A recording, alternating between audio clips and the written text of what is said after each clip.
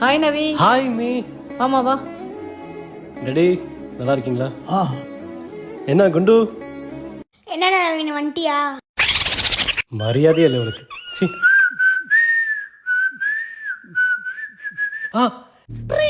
என்ன me ice cream புது பழக்கமா? என்ன சத்தம்? கத்தாத வைக்கிறேன்.